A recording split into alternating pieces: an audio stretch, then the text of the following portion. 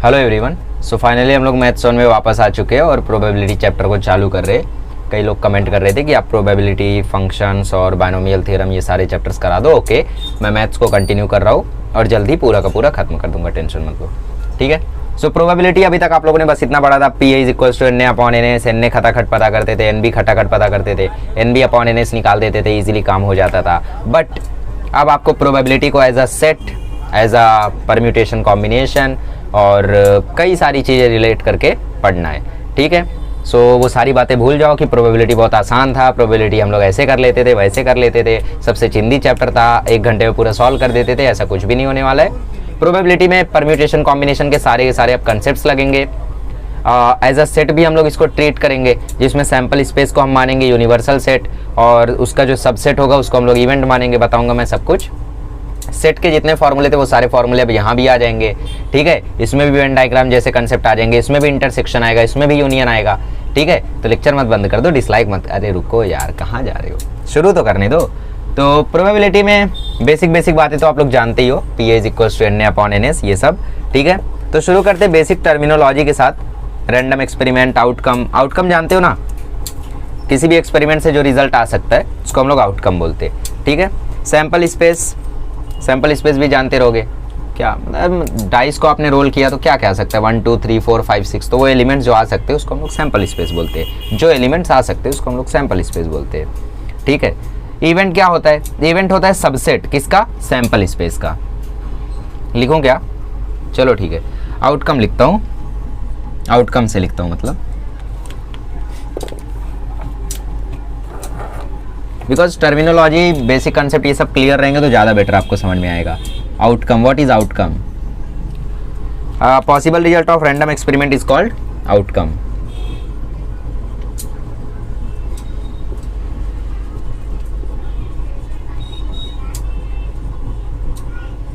Random experiment, ठीक है। Sample space, set of all possible outcomes.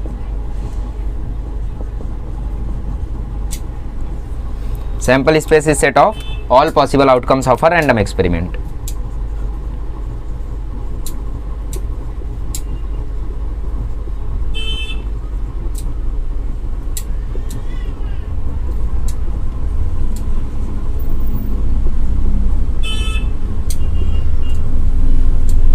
ठीक है। नेक्स्ट वाला इवेंट। इवेंट क्या होता है? इवेंट मतलब कोई फिनोमेना, कोई घटना। अरे घटना नहीं, मैथ्स में कुछ और होता है। It is the subset of the sample space. Sample space का कोई एक सबसेट उठा लो, मतलब जैसे मैंने बोला डाइज रोल्ड, तो 1 2 3 4 5 6 आ सकता है। रोलू गेटिंग इवन नंबर, तो लिखोगे 2 4 6, तो 2 4 6 जो है वो 1 2 3 4 5 6 में से ही आया है, मतलब 2 4 6 is a subset of 1 2 3 4 6, right. तो इसीलिए हम लोग इसको क्या बोलते हैं? सबसेट। सबसेट तो जानते हो ना, अभी सेट चैप्टर पढ़ा तो रहा था कुछ दिन पहले, तो इसीलिए उसको इवेंट बोलते हैं, ठीक। फेवरेबल आउटकम, ऐसा आउटकम जो कि एक स्पेसिफाइड इवेंट का हो उसको हम लोग फेवरेबल आउटकम बोलते हैं। जैसे मैं बोलूँ गेटिंग इवन नंबर, और इवन नंबर जो उसमें से आएगा, इवन नंबर मतलब 1 2 3 4 5 6 में से जो 2 4 6 होगा उसको हम क्या बोलेंगे? Favourable outcome. तो 1 3 5 क्या हो गए? Unfavourable outcome. फेवरेबल आउटकम मतलब वो आउटकम जो हमें किसी एक इवेंट के लिए चाहिए, ठीक है। An outcome that belongs to the specified event.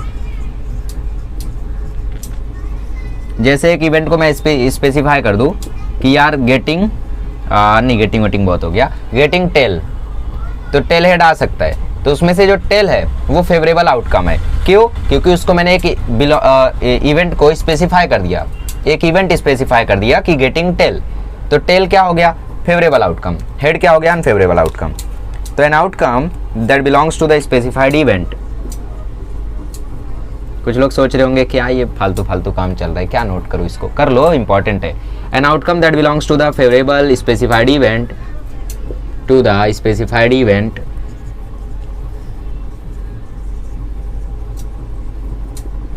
is called as favorable outcome.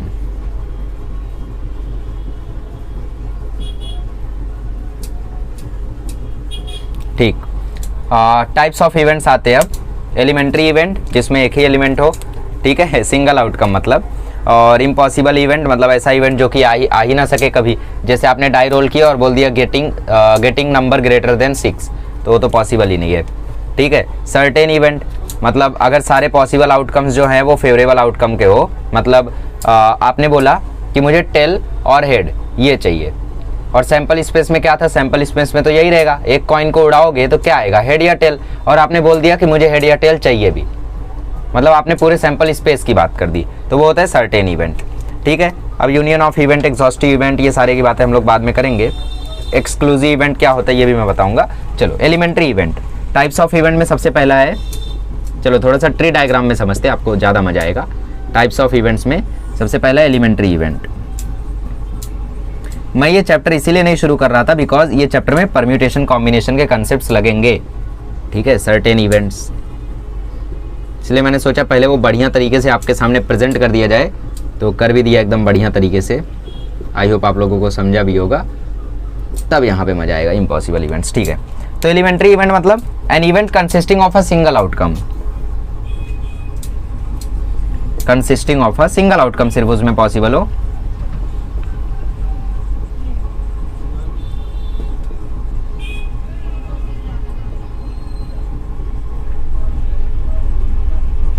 Elementary event.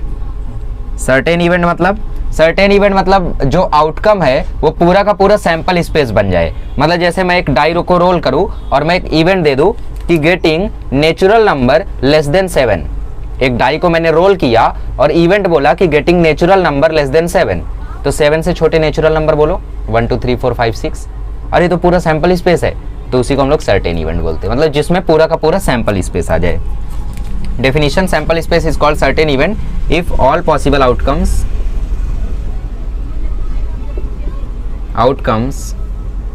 are favorable outcome। और favorable outcome मतलब वो outcome जो किसी event को belong करे। कोई condition रख दो ना, मतलब आप लोग getting odd number, getting even number, वो सब क्या है, favorable outcome है, are favorable outcome।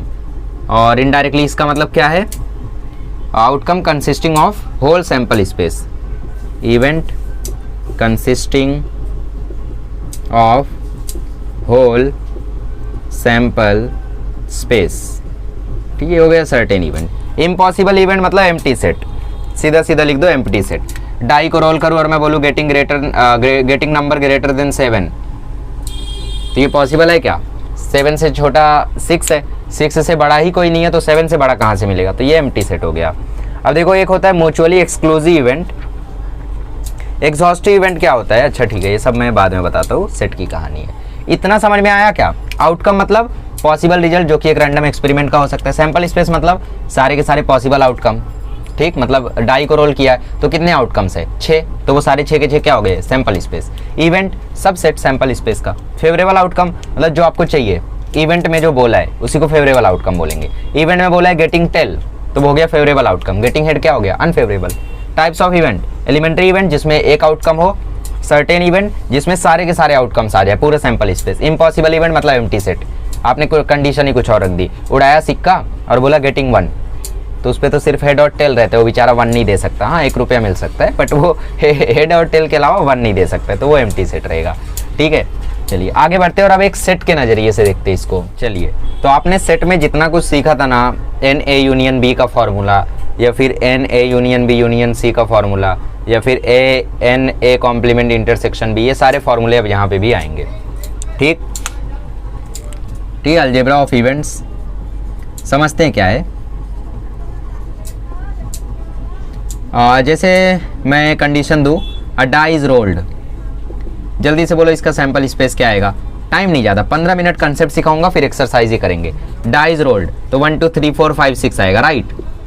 मैं एक इवेंट ए डाल दूं, गेटिंग इवन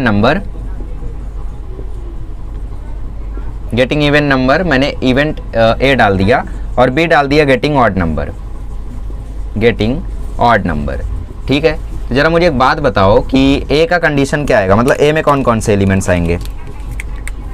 ए में आएगा 2 4 6 और बी में आएगा 1 3 5, राइट। अच्छा, मुझे बताओ ए यूनियन बी क्या आएगा। ए यूनियन बी आएगा 1 2 3 4 5 6, ये क्या है, ये तो पूरा का पूरा सैंपल स्पेस है। तो ऐसे इवेंट्स जहां पे ए यूनियन बी पूरा का पूरा सैंपल स्पेस बन जाए, इन्हें हम बोलते हैं एग्जॉस्टिव इवेंट्स। क्या बोलते हैं इन्हें हम लोग? Exhaustive events. समझ में आया? ऐसे में जहां पे दो इवेंट्स का यूनियन करने पे सैंपल स्पेस मिल जाए, उसे हम लोग बोलते हैं एग्जॉस्टिव इवेंट। ठीक है, अच्छा मुझे बताओ ए इंटरसेक्शन बी क्या होगा? ए इंटरसेक्शन बी, सोचो और बताओ।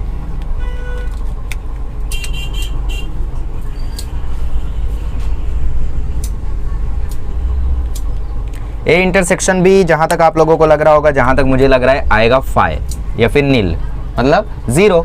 कोई नहीं है ना, 2 4 6 1 3 5 कॉमन कोई है ही नहीं। तो ऐसे सेट जहां पे ए इंटरसेक्शन बी फाइ आ जाता है या नील आ जाता है या फिर नल सेट बन जाता है, मतलब ऐसे को हम लोग बोलते हैं mutually exclusive events. Mutually exclusive events. फिर इसका दूसरा नाम भी दिया हुआ है डिसजॉइंट इवेंट्स। डिसजॉइंट इवेंट्स बोलो या म्यूचुअली एक्सक्लूसिव इवेंट्स बोलो, ये दोनों का दोनों सेम है। ठीक है, इतना सब कुछ समझ में आ गया। चलो भाई, अब कॉम्प्लीमेंट वगैरह के बारे में आप लोग जानते हो कि यार कॉम्प्लीमेंट को हम लोग ऐसे ऐसे रिप्रेजेंट करते हैं ना, ए पे डैश लगा दो, ए पे बार लगा दो, ए पे सी लगा दो, तो ये हो गया कॉम्प्लीमेंट। ए यूनियन बी, इसका मतलब जानते हो, सेट में आपने सीखा है। ए इंटरसेक्शन बी, इसका मतलब भी आप लोग जानते हो। ठीक है, और बाकी सारे वो सब छोड़ दो, डी मॉर्गन्स लॉ वगैरह बाकी दिया हुआ है आपका, तो डी मॉर्गन्स लॉ भी आप लोग जानते हो। ठीक है, अब फॉर्मूला आप लोग जानते हो, P A is equals to n A upon n S. और ये लास्ट में एलिमेंट्री प्रॉपर्टीज जो आप लोगों को दी हुई हैं कि अगर एक प्रोबेबिलिटी आपको पता है और जस्ट उसकी अपोजिट वाली दूसरी प्रोबेबिलिटी निकालनी है, तो -1 माइनस कर दो, मतलब 1 माइनस दैट प्रोबेबिलिटी कर दो। कैसे? सारी प्रोबेबिलिटीज का सम कितना होता है? 1 होता है। मैं नहीं मानता, नहीं मानते? ठीक है, इवन नंबर ऑड नंबर, ये दो ही प्रोबेबिलिटी है यहाँ पे, कोई और प्रोबेबिलिटी है क्या? नहीं है, ये दो ही प्रोबेबिलिटी है ना। इसकी प्रोबेबिलिटी कितनी आएगी? 1/3। इसकी प्रोबेबिलिटी कितनी आएगी? सॉरी, इसकी प्रोबेबिलिटी कितनी आएगी? 1/2। इसकी प्रोबेबिलिटी कितनी? 1/2। अरे 3/6, 3/6, 1/2 ना, दोनों को जोड़ो, 1/2 प्लस 1/2 देखो 1 आ रहा है। तो सारी प्रोबेबिलिटी का सम जब आप लोग करोगे तो आपको हमेशा 1 मिलेगा। और कोई प्रोबेबिलिटी है क्या? इसमें सारे के सारे सैंपल स्पेस आ जा रहे हैं, सैंपल स्पेस के एलिमेंट्स, तो और कोई है ही नहीं। ठीक है, चलो, इसलिए 1 होता है, वो मैंने 10th में भी आपको बताया था। अब फॉर्मूले बता देता हूँ 2-3 जो आप लोगों को यूज़ होंगे। ठीक है, और फिर सीधा हम लोग एक्सरसाइज को शुरू करते हैं। चलिए, अगर मैं बोलूँ कि ए डैश ए का कॉम्प्लीमेंट है ऑफ ए, तो प्रोबेबिलिटी ऑफ ए डैश क्या लिखूंगा मैं? प्रोबेबिलिटी ऑफ ए डैश होगा 1 minus probability of A, right. तो ये होगी पहली प्रॉपर्टी। दूसरी प्रॉपर्टी कहती है probability can never be greater than 1। Probability always lies between 0 to 1। ठीक, 1 हो सकती है, 0 भी हो सकती है, बट वो 1 से ज़्यादा 0 से कम नहीं हो सकती। ठीक, इम्पॉसिबल इवेंट्स के लिए प्रोबेबिलिटी 0 होती है, ये कोई फालतू चीज़ है, इसको मैं नहीं लिखूंगा। सर्टेन इवेंट अगर सैंपल स्पेस की ही प्रोबेबिलिटी पूछ ली तो उसकी वैल्यू 1 आती है, ये भी फालतू चीज़ है, जाने दो। ये सब अंडरस्टूड चीज़ें है, जो चीज़ें समझ सकते हो उसको एज अ प्रॉपर्टी नहीं लिखने का प्रेशर बढ़ता है, मतलब लोड पड़ता है ज़्यादा। अब अगर मैं बोलूँ कि यार A1 और A2 दो एक्सक्लूसिव इवेंट्स हैं, A1 and A2 are 2 mutually exclusive events, mutually exclusive events, तो मुझे एक बात बताओ कि P A1 यूनियन A2 को P A1 plus P A2 लिख सकता हूँ? बिल्कुल लिख सकता हूँ। क्यों? क्योंकि ये एक्सक्लूसिव इवेंट्स है, मतलब इंटरसेक्शन में इनका कुछ भी कॉमन नहीं है, तो इसको अलग से ऐड आप लोग कर सकते हो। ठीक, ये हो गई अगली प्रॉपर्टी। और अब फॉर्मूले देख लो, एडिशन थ्योरम भी आपको दिया हुआ है। एडिशन थ्योरम वही यार, एन ए यूनियन बी वाला फॉर्मूला। ठीक, फॉर्मूले देखो अब, P A complement intersection B, इसका फॉर्मूला होता है P B minus P A. भूल गए formula? N A complement intersection B n B minus n A, है ना, थे तो ये सारे फॉर्मूले। अब addition theorem P A union B, n A union B का फॉर्मूला क्या था? N A plus n B, n A plus n B minus n A intersection B, वही फॉर्मूला यहाँ भी, इसी को एडिशन थ्योरम बोलते हैं। ठीक, अगला वाला फॉर्मूला देखो, P A intersection B complement is equals to P A minus P A intersection B. ठीक है, last formula n A union B union C वाला, ठीक है, ये पांचवा हो गया। Sixth and last, P A union B union C. इसका फॉर्मूला आएगा P A plus P B plus P C minus P A union B, sorry minus P A intersection B, ठीक है, minus P B intersection C minus P A intersection C, या C intersection ए लिख दो, बात वही है, और minus P A intersection B intersection C. ठीक, चलो प्लस में। तो ये फॉर्मूला याद करना बहुत ही ज़्यादा इजी है, A B C, A intersection B intersection C intersection A plus तीनों, राइट। बस कंफ्यूजन में भी यहाँ पे यूनियन का हो जाए जैसा मुझे अभी हुआ था, ठीक, बाकी सब इजी है। तो ये 6 प्रॉपर्टीज लिख दो, इसके अलावा और कुछ भी नहीं है। अब देखते कितने क्वेश्चंस है। Wow, 17 questions. लेट्स सी आज हो पाता है या नहीं। शुरू करते, चलिए शुरू करते। चलिए पहला क्वेश्चन देखते हैं। तो क्वेश्चन मैं लिख नहीं रहा हूँ, शायद नीचे चल रहा होगा अगर मैंने एडिटिंग की होगी तो, ठीक, नहीं की है, नहीं चल रहा है तो टेक्सचर निकाल लो, माफ़ करो। हाँ, तो इसमें बोला है 4 पेन है, रेड ग्रीन ब्लू और पर्पल। एक रेड है, एक ग्रीन है, एक ब्लू है और एक पर्पल है। तो पहले आपको लिखना होगा there are 4 pens, 1 is green, 1 is blue, 1 is red, 1 is purple, 1 is green, 1 is red, 1 is blue and other is purple, and other is purple, and other is purple, ठीक है। तो पहले कंडीशन में क्या बोला है कि भाई पेन उठाया गया रैंडमली और विथ रिप्लेसमेंट, मतलब पेन उठाया गया रख दिया गया, उठाया गया रख दिया गया, उठाया गया रख दिया गया, ऐसे पेन उठाया गया। तो एटलीस्ट एक रेड पेन उसमें आनी चाहिए, ये पहला इवेंट है। तो सैंपल स्पेस बनाते हैं यार। सैंपल स्पेस कैसा बनेगा? जैसे मेरे पास अभी ग्रीन पेन तो नहीं है, बट मेरे पास रेड ब्लू और ब्लैक है, ठीक, 4 पेन है मेरे पास। देखो ये मेरे पास 4 पेन है, 4 हैं भी एक्चुअली। तो मैंने क्या किया है, रेड वाले को पहले उठाया, चलो कलर आपको नहीं दिख रहा होगा, दिखा देते हैं भाई, देख लो मज़ेदार मज़ेदार कलर्स, ठीक। तो मैंने सबसे पहले रेड उठाया फिर रख दिया, फिर मैंने रेड उठाया फिर रख दिया, फिर मैंने रेड उठाया फिर रख दिया, फिर मैंने रेड उठाया फिर रख दिया। तो अब बोलोगे ये तो इनफाइनाइटली चलता रहेगा, लेकिन सैंपल स्पेस तो हम सेट में लिखते हैं, तो बस एक ही बार लिखेंगे उसको, ठीक। अब क्या कर सकता हूँ मैंने रेड उठाया रख दिया और अब की बार ब्लू उठा लिया, ये हो गया दूसरा। फिर मैं क्या कर सकता हूँ, मैंने ब्लू उठाया और फिर ग्रीन उठा लिया, ग्रीन मान लो, ग्रीन लिखे ना उधर, ठीक। अगला मैं क्या कर सकता हूँ, दोनों ग्रीन उठा लूँ, मतलब 2 बार ग्रीन उठा लूँ फिर रख दूँ फिर उठा लूँ, ऐसा कर सकता हूँ। तो देखो सैंपल स्पेस कैसे बनेगा। सैंपल स्पेस विल बी, एक कंडीशन है मैं दोनों रेड उठा लूँ, फिर कंडीशन है रेड और पर्पल उठा लूँ, फिर कंडीशन है रेड और ब्लू उठा लूँ, फिर कंडीशन है रेड और ग्रीन उठा लूँ। अब इसका उल्टा भी तो कर सकता हूँ मैं, पर्पल और रेड उठा लूँ, ब्लू और रेड उठा लूँ, ग्रीन और रेड उठा लूँ, राइट। अब ब्लू के साथ देखते हैं, मैं ब्लू के साथ ग्रीन को उठा लूँ, ब्लू के साथ पर्पल को उठा लूँ, ब्लू के साथ रेड को उठा लूँ, ब्लू के साथ मैं ब्लू को उठा लूँ। वैसे बी आर हो चुका है ऑलरेडी एक बार, तो इसको हटा दो। वैसे एक काम करो, हटाओ मत, नॉर्मली लिखते जाओ, सही रहेगा, ठीक है।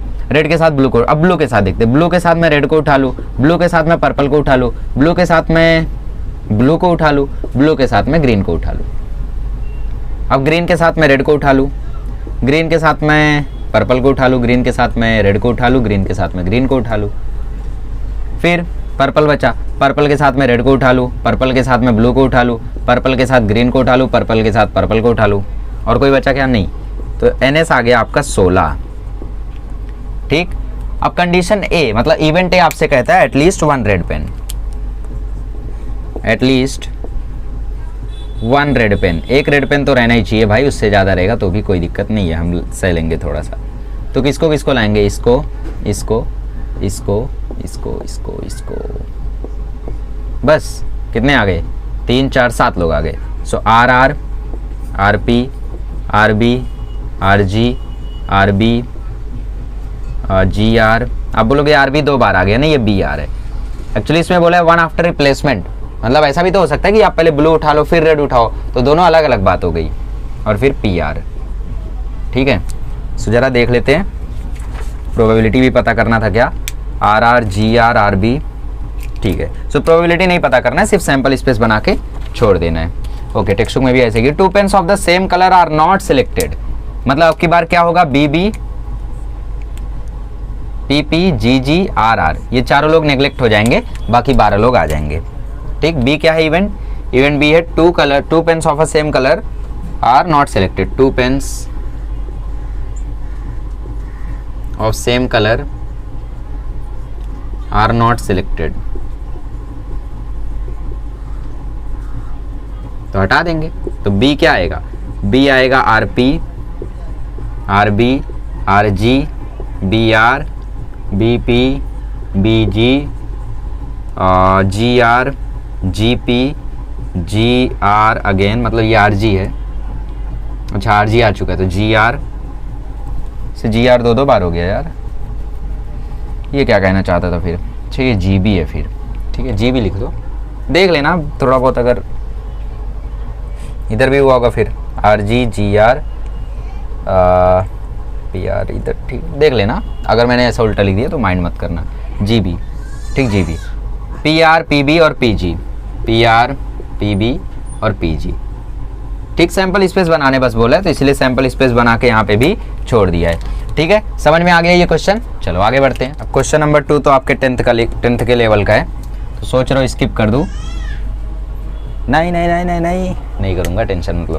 से बोला coin and die are tossed simultaneously, तो जब कॉइन और डाई को साथ में उड़ाते हैं तो क्या आता है सैंपल स्पेस, बताओ 10th में पढ़े रहोगे, H1, H2, H3, H4, H5, H6, right, और T1, T2, T3, T4, T5, T6।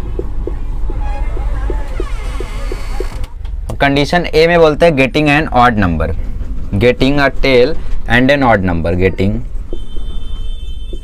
A tail and an odd number, क्या करना है सिर्फ सैंपल स्पेस बनाना है, एंड एन ऑड नंबर, तो ये तो और भी ज़्यादा आसान है यार, प्रोबेबिलिटी वगैरह पता ही नहीं करना है।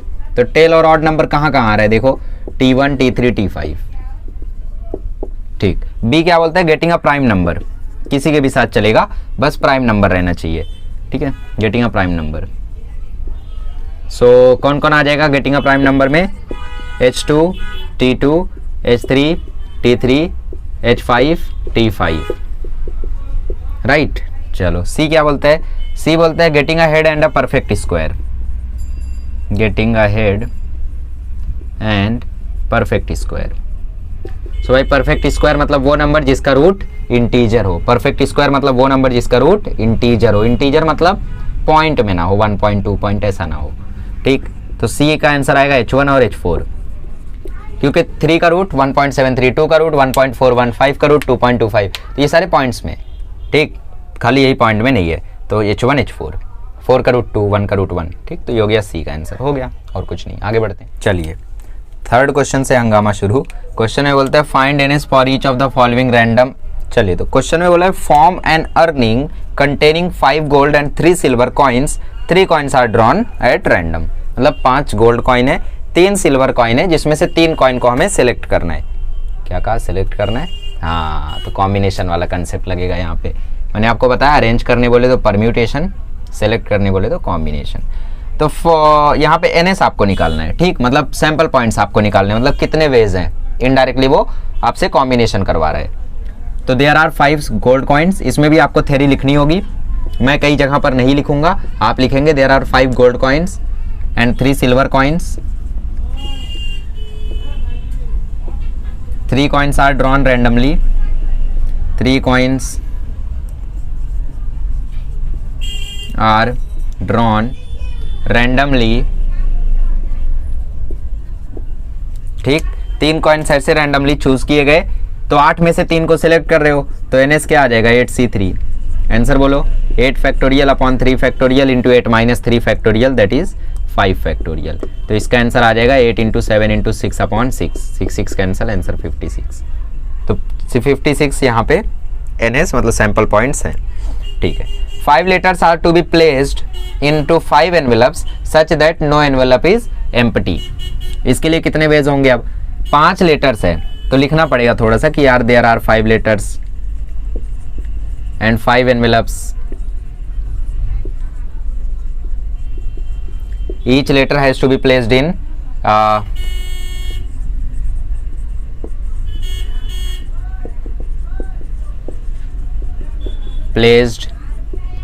envelope such that no envelope is empty, such that no envelope is empty, कोई एनवेलप एम्प्टी ना रहे। ठीक, तो 5 को 5 में डालना है तो कितने वेज, 5 पे 5 फैक्टोरियल वेज। हाँ ना, पहले एनवेलप में डालने के 5 वेज, अब लेटर एक जा चुका है, कितने बचे 4, तो अब 4 वेज, फिर 3 वेज, फिर 2 वेज। समझ रहे हो? आप अगर पी एंड सी करके आए हो तो फायदे में रहोगे, नहीं करके आओ तो करके आओ, नहीं करके आए हो तो करके आओ। नॉर्मल प्रोबेबिलिटी मत समझो। तो सैंपल पॉइंट्स कितने आ गए, 5 4 या 23 या 62 या 120। अगला बोला है 6 books of different subject arranged on a shelf. इसको भी अरेंज करने के कितने वेज, 6 पे 6 वेज, राइट, मतलब 6 फैक्टोरियल वेज। तो आंसर आ जाएगा 6 फैक्टोरियल, दैट इज 120। 120 होता है ना, 30 12 जा, अच्छा 360, 6 5 जा 34 जा 120, अरे भाई 720, सॉरी 6 फैक्टोरियल 720 वेज। ठीक, 6 5 जा 34 जा 123 जा 362 जा 720। 3 tickets are drawn from a box containing 20 lottery tickets. लिखना है, हाँ क्या लिखना है, there are 6 books of different subject, we have to arrange the books on shelf, therefore to arrange all 6 books we have 6 p 6 ways, therefore ns की value आ जाएगी यहाँ पे 720। सैंपल पॉइंट्स आपको पता करनी है। सैंपल स्पेस एक्चुअल में होता क्या है, वेज ही तो होता है। सैंपल स्पेस होता क्या है, सैंपल स्पेस होता क्या है, वेज ही तो होता है। जैसे मैं डाई को रोल कर दूं तो क्या आने के चांसेस है, उस चांसेस को मैं वे भी तो बोल सकता हूँ कि यार क्या चांस है, क्या वे है, 1 2 3 4 5 6 यही आ सकता है, यही वे है। ठीक, तो इनडायरेक्टली एनएस का भी मतलब सैंपल स्पेस का भी मतलब वे ही होता है।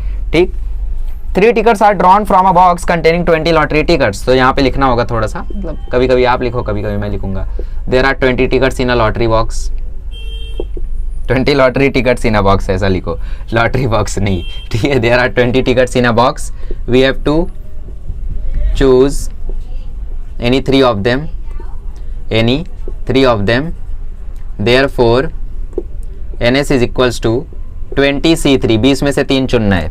तो इसका आंसर आ जाएगा 20 factorial upon 3 factorial into 17 factorial. तो 20 इंटू 19 इंटू 18 अपॉन 6, तो 6 3 या 18, 23 या 60, 60 19 या 60 20 या होता है 1200, 1200 में से 60 हटा दो 1140 वेज।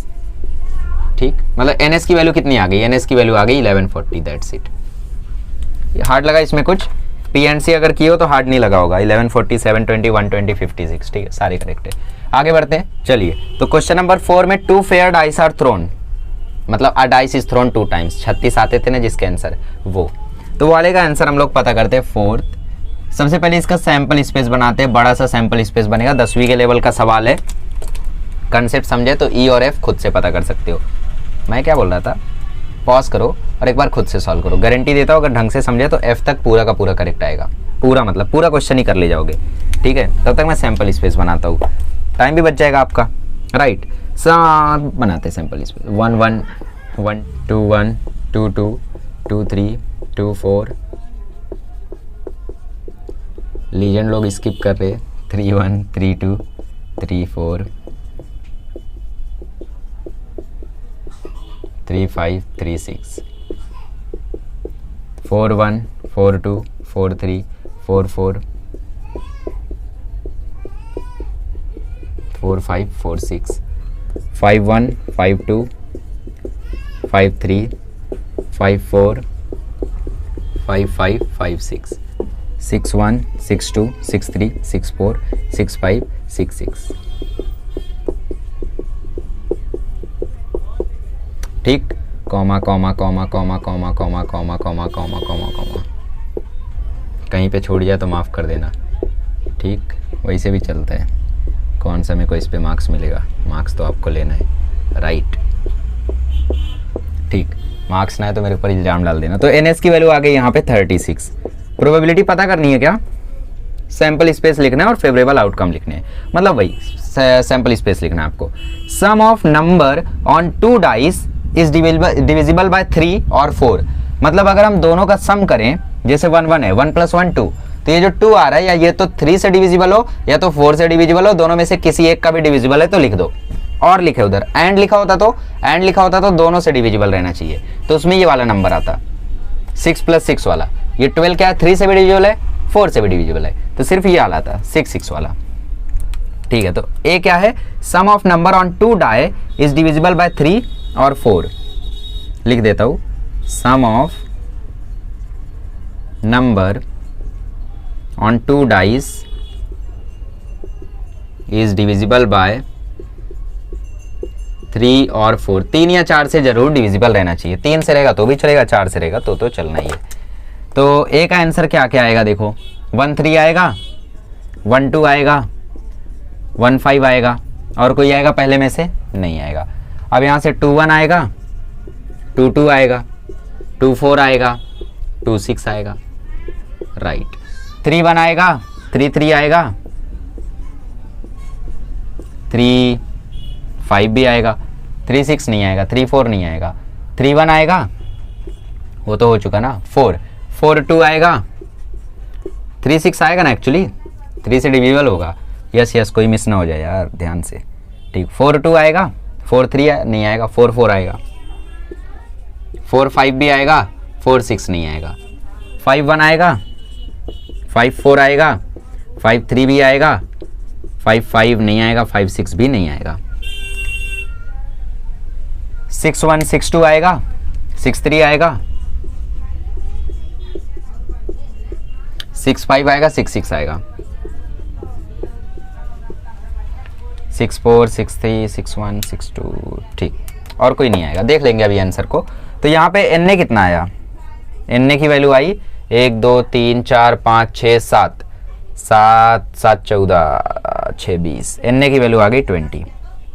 इवेंट भी कहता है sum of number on 2 dice is divisible by 7। अच्छा 7 मतलब दोनों को सम करे तो सिर्फ 7 आ रहा है, इसका मतलब ये वाला छोटा है। बी क्या बोलता है, sum of numbers on 2 dice is 7। ठीक है, तो सम करते भाई, सम करो तो 1 6 2 5 3 4 4 3 5 2 6 1, और कुछ तो नहीं आई थिंक। तो एनबी की वैल्यू कितनी आई, 6। और कुछ होगा तो देख लेना। अब मैं ई वाला सॉल्व कर रहा हूं, ध्यान से, अब मैं ई वाला सॉल्व कर रहा हूं, सी और डी मैं इसके बाद इसको रफ करके करूंगा। क्यों कर रहा हूं वो देखो, ई में पूछा है कि पता करो ए और बी एग्जॉस्टिव है या फिर इन म्यूचुअली एक्सक्लूसिव है। एग्जॉस्टिव रहने के लिए क्या कंडीशन है, ए और बी को अगर यूनियन करे तो पूरा सैंपल स्पेस आ जाए। इधर 6 लोग है, इधर 20 लोग है, 36 तो आ नहीं सकते, इसका मतलब ये एग्जॉस्टिव नहीं है, तो म्यूचुअली एक्सक्लूसिव ही होगा। म्यूचुअली एक्सक्लूसिव की क्या कंडीशन है कि ए इंटरसेक्शन बी करो तो नल आ जाए।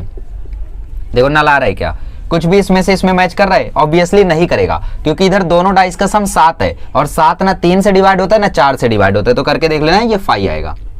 बता दिया मैंने, लॉजिकली बता दिया, ऐसे आपको लॉजिकली करना भी है। तो ए इंटरसेक्शन भी 5 आएगा, इसका मतलब A and B are mutually exclusive. क्या है, म्यूचुअली एक्सक्लूसिव है। ठीक, ये हो गई इसकी कंडीशन। अब हम लोग सी डी एफ करते हैं। चलिए, अब इवेंट सी क्या कहता है। इवेंट सी देखो बहुत मस्त चीज बोल रहा है, odd number on the first die, और इवेंट डी बोल रहा है even number on the first die, मतलब दोनों opposite, odd number on first die, और डी बोल रहा है even number on first die.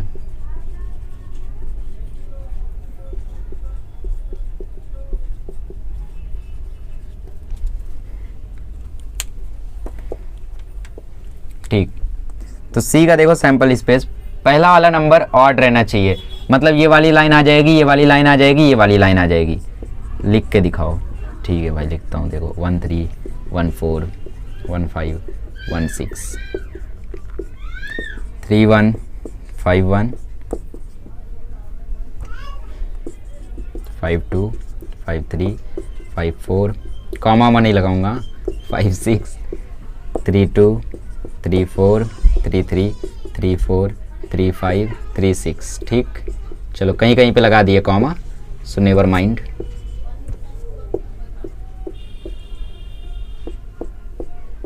ठीक, तो ये एनसी कितना आ गया, एनसी आ गया 18। अब एनडी निकालते हैं, पहले डी निकालना पड़ेगा। तो डी में कौन कौन आ जाएगा, डी में बची हुई रो आ जाएगी, ये वाली ये वाली ये वाली, क्योंकि इधर पहले डाई पे क्या है, इवन नंबर है। तो लिख दो इधर 2 1 2 2 2 3 2 4 2 5 2 6।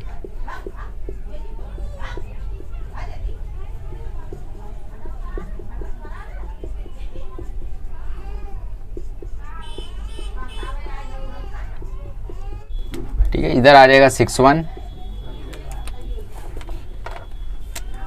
62, 63, 64, 65, 66। ठीक है, तो इधर वैल्यू कितनी आ जाएगी, इधर वैल्यू आ जाएगी 18। तो अब यहाँ पे F पूछा है, F क्वेश्चन में कि A इंटरसेक्शन B फाई है या फिर A union B sample space है, मतलब ये म्यूचुअली एक्सक्लूसिव है या एग्जॉस्टिव है। तो अगर आप लोग ध्यान से देखोगे तो A यूनियन B करने पे 6 की 6 रो आ रही है, इसीलिए मैंने टिक मारा ताकि आप इमेजिन कर सको। एग्जाम में आपको करना है, ऐसा पूरा लिख के दिखाना है, A union B equal to पूरा सैंपल स्पेस बनाना है आपको, फिर ये कंडीशन लिखनी है। और A इंटरसेक्शन B करो तो देखो तीनों के तीनों अलग है, पहली तीसरी पांचवी, दूसरी चौथी छठी, एक दूसरे से बिल्कुल मैच नहीं कर रहे। तो A इंटरसेक्शन B फाई है, A यूनियन B S है, मतलब ये वाला सेट म्यूचुअली एक्सक्लूसिव भी है और एग्जॉस्टिव भी है। सो क्या ये mutually exclusive as well as exhaustive.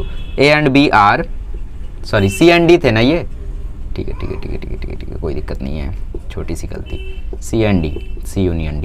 तो C and D are mutually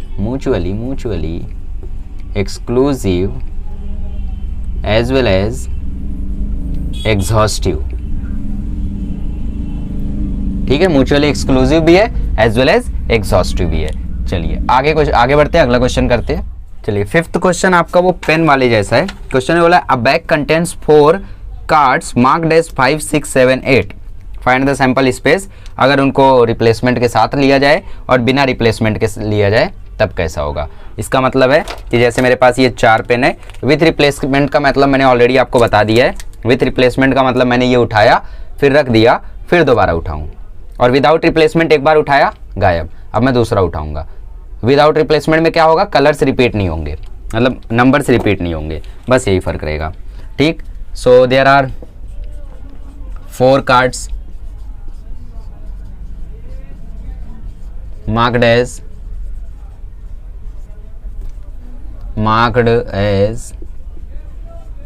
5, 6, 7 and 8।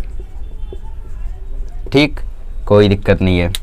अगर 2 कार्ड्स को विथ रिप्लेसमेंट रैंडमली उठाया गया, if 2 cards are drawn randomly with replacement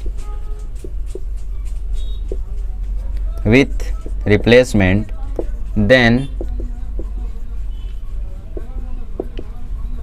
S की वैल्यू होगी 4, 5, सॉरी 5 से है ना, तो 5, 5, 5, 6, 5, 7, 5, 8, 6, 5 प्लस 6, 6, 6, 5, 6, 7, 6, 8, राइट। फिर 7, 7, 7, 6, 7, 5, 7, 8 और फिर 8, 8, 8, 6, 8, 5, 8, 7 और कुछ, ये राइट है, कोई दिक्कत नहीं है। अब विदाउट रिप्लेसमेंट में क्या होता, विदाउट रिप्लेसमेंट में जो रिपीट हुआ है वही हटा दो, बस विदाउट रिप्लेसमेंट में वही हटा दो जो रिपीट हुआ है। तो इसकी वैल्यू आ जाएगी 5, 6, 5, 7, 5, 8, 6, 5, 6, 7, 6, 8, 7, 5, 7, 6, 7, 8, 8, 5, 8, 6, 8, 7, बस। ठीक, गिन लो, 16 रहने चाहिए। अरे 20 कहाँ से भाई, 16 ये है तो ये 12 रहना चाहिए, राइट। सो 2, 2, 4, 2, 6, 2, 8, 2, 10, 2, 12, राइट है। तो ये हो गया हमारा ये वाला क्वेश्चन, बहुत इजी था। पहले या दूसरे क्वेश्चन जैसा था ना, पहले क्वेश्चन जैसा था, तो ये तो आप लोगों को करना चाहिए था एक्चुअल में।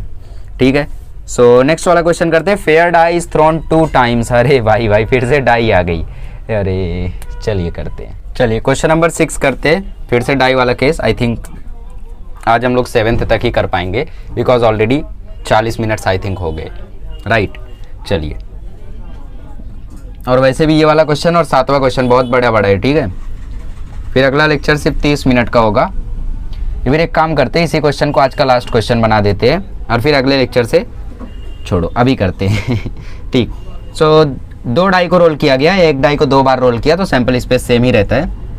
बनाते हैं 1, 1, 1, 2, 1, 3, 1, 4, 1, 5। देखो मैं चाहूँ ना तो अभी पॉज करके और पूरा लिख के दोबारा से आ सकता हूँ आपके सामने, बट वो थोड़ा सा उन स्टूडेंट्स के लिए जो नोट करते रहते हैं उनके लिए थोड़ा सा इरिटेटिंग फ्रस्ट्रेटिंग फील होता है, ठीक है। इसलिए मैं ऐसा नहीं करता हूँ, मैं आपके साथ लिखते चलता हूँ ताकि आपको भी ऐसा बोरिंग या फिर स्ट्रेस जैसा फील ना हो, ठीक है। और यही कारण है कि थोड़ा सा मार्कर और बोर्ड आज भी उतने बेटर है एज़ कम्पेयर टू पीपीटीज़। मतलब कैसा होता है कि बायो में आजकल मैं देखता हूँ कि यार पीपीटी बना के लाते हैं और फिर स्मार्ट बोर्ड पे चालू कर देते हैं या लैपटॉप पे चालू कर देते हैं। सो उतना अच्छा नहीं होता है और ना ही इफेक्टिव होता है जितना अच्छा बोर्ड और मार्कर होता है। हाँ, आप अगर स्मार्ट बोर्ड पे पढ़ा रहे हो इट्स ओके, बट पीपीटी पे मत पढ़ाओ। अब स्मार्ट बोर्ड पे पीपीटी चालू कर दिए, सब कुछ लिखा हुआ है, एक्सप्लेन करके धड़ाधड़ उड़ाए जा रहे हो, नहीं मज़ा आता है, ठीक। 3 4 3 5 3 6 साइकोलॉजिकल चीज़ें हैं जो स्टूडेंट्स के माइंड को इफ़ेक्ट करती है, तो सब कंसीडर करता हूँ, मुझे जितना पता है उसके हिसाब से आपको बताता हूँ, ठीक है। 4 6 5 1 थोड़ा सा क्वालिटी का इशू रहता है हम लोग का वैसे कि यार कुछ मतलब कमी रहती है अपनी स्टूडियो में कि थोड़ा सा अगर और ब्रॉड होता और भी थोड़ा सा अगर वाइड होता तो मे बी आप लोगों को थोड़ा और कंफर्टेबल फील होता। देखेंगे आगे, ठीक है। अभी 11वीं तो ऐसे ही पढ़ना है आपको, 12वीं तो मैं पढ़ाऊँगा नहीं। 6 1 6 2 6 3 6 4 6 5 6 6। तो चलिए फाइनली हम लोगों ने इतनी बक करके सैम्पल स्पेस को पूरा कर ही लिया है। अब क्वेश्चन ये बोलता है sum of random numbers on them is 5, ठीक है। मतलब दोनों का सम करने पे 5 आ रहा है। कौन कौन से है यार? 1 4 2 3 3 2 4 1, बस। तो इवेंट ए कहता है सम ऑफ रैंडम नंबर्स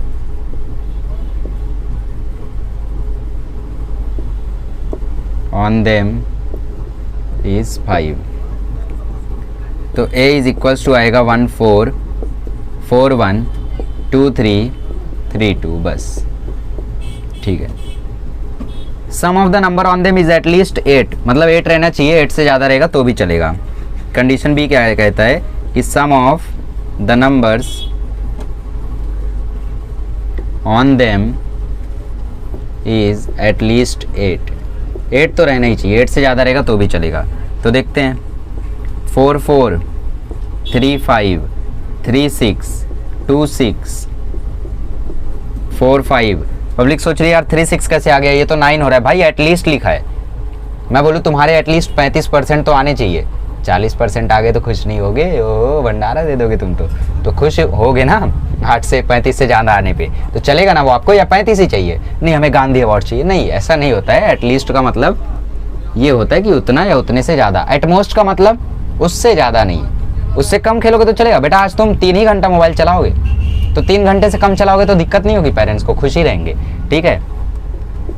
4 6 5 3 5 4 5 5 5 6 6 2 6 3 6 4 6 5 6 6। चलो डन। सो इतना ही है आई थिंक, या और कुछ है? 4 4 3 5 3 6 2 6 और कुछ आएगा? 1 6 नहीं आएगा, 2 5 नहीं आएगा, 2 6 3 5 3 6 4 4, इतना और ये पूरा इतना। कितने हो गए भाई? 3 2 5 4 9 3 12 2 14 1 15 2 2 4 2 6 2 8 2 10 2 12 2 14 1 15, करेक्ट है। अगला क्वेश्चन बोलता है sum of the first throw gives a multiple of 2 and second throw gives a multiple of 3। अब वो क्या कहना चाहता है, पहले लिख देता हूँ। First throw gives a multiple of 2 and second throw gives a multiple of 3।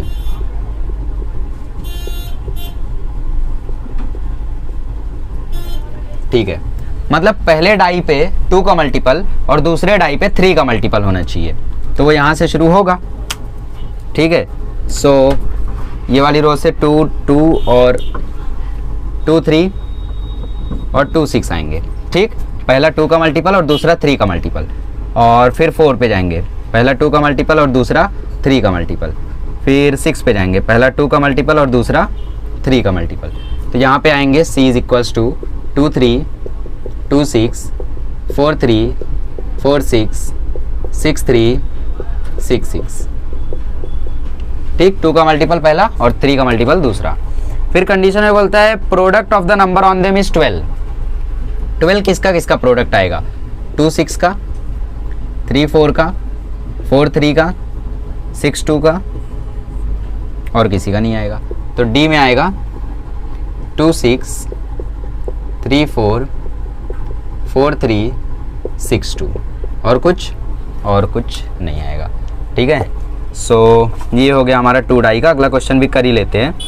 So just let me check कि क्या इसमें सारे आंसर्स करेक्ट हैं। ओके चलिए आगे बढ़ते हैं, अगला क्वेश्चन देखते हैं। ओहो, यहाँ प्रोबेबिलिटी भी फाइंड करना था, तो वेट अ मोमेंट। ठीक, एन ए की वैल्यू यहाँ पे आ जाएगी 4, तो पी ए की वैल्यू आ जाएगी 4/36 मतलब 1/9। ठीक, एन बी की वैल्यू आ जाएगी 15, तो पी बी की वैल्यू आ जाएगी 15/36 that is 5/12।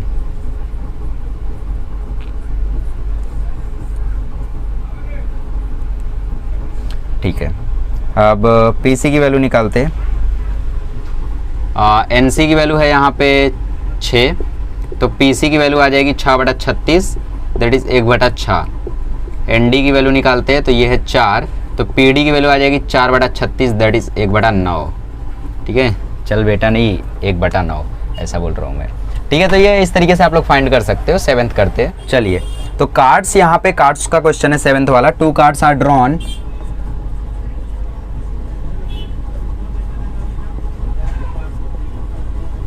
from a pack of 52 cards. ठीक है, 2 कार्ड को निकाला गया 52 में से। तो अब इसका सैंपल स्पेस कैसे बनाओगे यार, 2 कार्ड को निकाला गया है। ठीक है, तो 2 कार्ड को सिलेक्ट किया गया है 52 में से, सिलेक्शन कॉम्बिनेशन। तो एस कैसे निकालोगे आप लोग, एस तो निकाल नहीं सकते, एन एस कैसे निकालोगे, 52C2। तो इसका आंसर आ जाएगा 50 factorial upon 2 factorial into 48 factorial. सोचो 48 कैसे आया, 52 है ना, तो 52 factorial upon 2 factorial into 50 factorial. 50 कैसे आया, 52 - 2। अरे formula n factorial upon r factorial, n - r factorial, ऐसे मत करो। तो ये 52 को लिख दो 52 इंटू 51 इंटू 50 फैक्टोरियल, और नीचे है 2 इंटू 1 इंटू 50 फैक्टोरियल। तो 50 फैक्टोरियल कैंसिल, 2 से 52 कैंसिल, तो ये आया 26 इंटू 51। तो अब इसका आंसर निकाल लो भाई।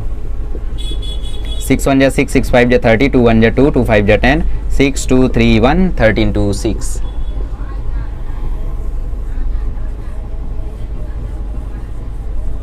ठीक है, सो 1326 हमें इसका मिल गया सैंपल पॉइंट। पहली कंडीशन बोलती है 1 is face card and other is an S card, मतलब पहला फेस कार्ड हो और दूसरा एस कार्ड हो। अब मुझे बताओ 52 में से 2 कार्ड सिलेक्ट किए गए हैं, पूरे 52 कार्ड्स में 13 13 13 13 का सेट होता है ना। रेड होता है और ब्लैक होता है। रेड में क्या होता है, डायमंड होता है और एक हार्ट होता है, फिर एक में स्पेड होता है, राइट। तो ऐसे 52 में 4 सेट्स होते हैं 13 13 के। हर एक 13 में एक फेस कार्ड, सॉरी एक एस कार्ड होता है इक्का, और 3 फेस कार्ड होता है। 52 कार्ड्स में 13 13 का सेट होता है।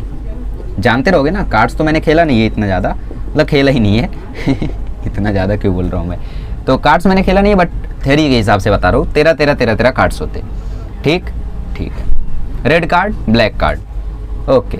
तो इन 13 में क्या होता है, एक एस कार्ड होता है और 3 फेस कार्ड होता है। फेस कार्ड में आई थिंक वो जे क्यू के है ना, जोकर, क्वीन और किंग, जो भी हो। तो 3 फेस कार्ड होते हैं। तो पूरे 52 में कितना फेस कार्ड होगा, पूरे 52 में 12 फेस कार्ड होगा, और पूरे 52 में एस कार्ड कितना होगा, 4 एस कार्ड होगा।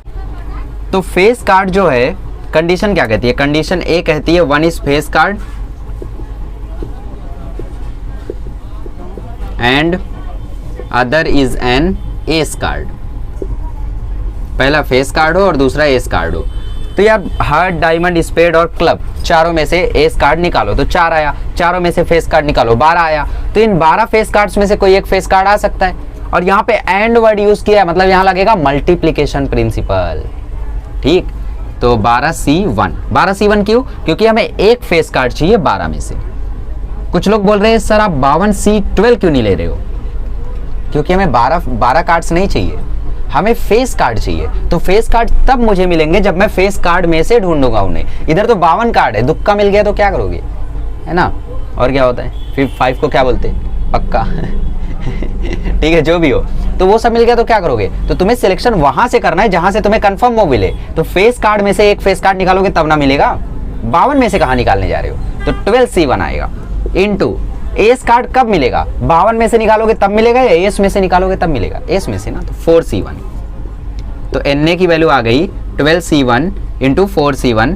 तो डायरेक्टली अब PA निकालते हैं हम लोग, PA की वैल्यू आ जाएगी 12C1 इंटू 4C1 और अपॉन में 1326। वैसे इसे भी सॉल्व नहीं करना चाहिए था, ऐसे ही रहने देना चाहिए था, ठीक, इसको ऐसे ही रहने देने का, ठीक। तो ये आएगा देखो 12 फैक्टोरियल अपॉन 11 फैक्टोरियल और ये आएगा 4 फैक्टोरियल अपॉन 1 फैक्टोरियल। इनडायरेक्टली यार इसका आंसर 12 इंटू 4 आता है ना। जब इधर 1 हो तो जो n की वैल्यू होती है वही आंसर होता है। तो इधर आया 12, इधर आया 4, इधर आया 1326। क्या करें भाई, किससे कैंसिल करें, 3 से जा रहा है, ठीक है 3 से काटते देखते, 3 4 जा 12 और 1 2 आ गया, 3 4 जा। तो फिर हम लोगों ने मल्टीप्लाई किया और कैंसिल किया, 8/221 आया आंसर। कैमरा स्टॉप हो गया था एक्चुअली स्टोरेज के कारण, कब से वीडियो रिकॉर्ड कर रहा हूँ। तो हाँ, सेकंड बोलता है both are, one is club and other is diamond, ठीक है। तो बी बोलता है one is club and other is diamond.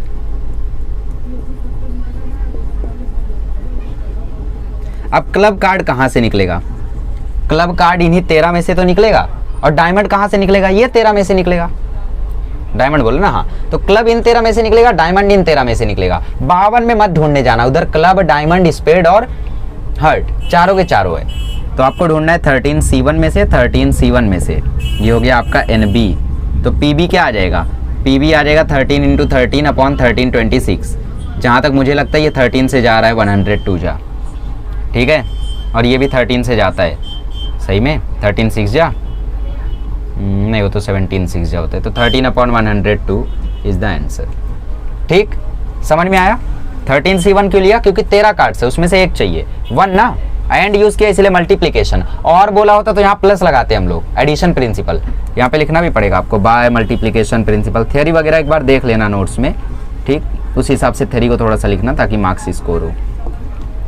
अरे यार, मल्टीप्लीकेशन प्रिंसिपल, ठीक है। जल्दी जल्दी हम लोग CDE करते हैं फिर आगे बढ़ते हैं। चलिए, C बोलता है both are from the same suit, both are from the same suit, मतलब दोनों एक ही जगह से रहने चाहिए, या तो स्पेड या तो क्लब या तो हर्ट या तो डायमंड। तो ये आएगा 13C2, लेकिन किसी में से भी हो सकता है ना, या तो हर्ट या तो स्पेड या तो क्लब या तो डायमंड। क्या बोल रहा हूँ मैं, या मतलब और, मतलब 13C2 plus 13C2 plus 13C2।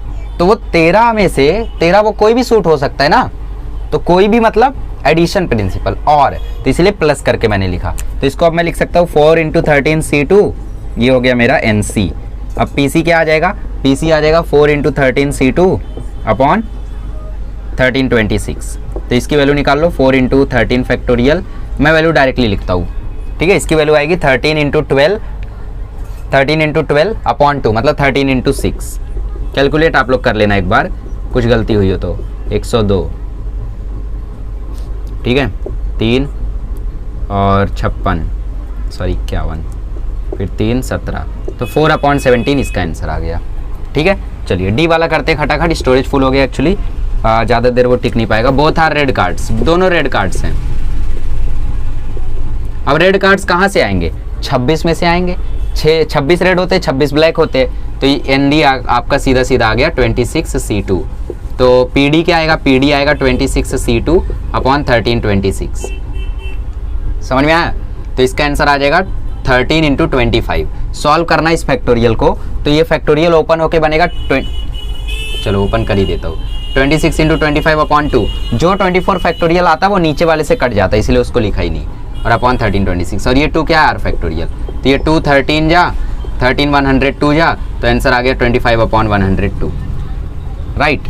अच्छा, ई वाला क्या बोलता है, ई वाला बोलता है one is heart and other is non heart card, मतलब पहला हर्ट है और दूसरा हर्ट नहीं है, तो मतलब इसका कंडीशन आएगा 13C1 प्लस 3 इंटू 13C1।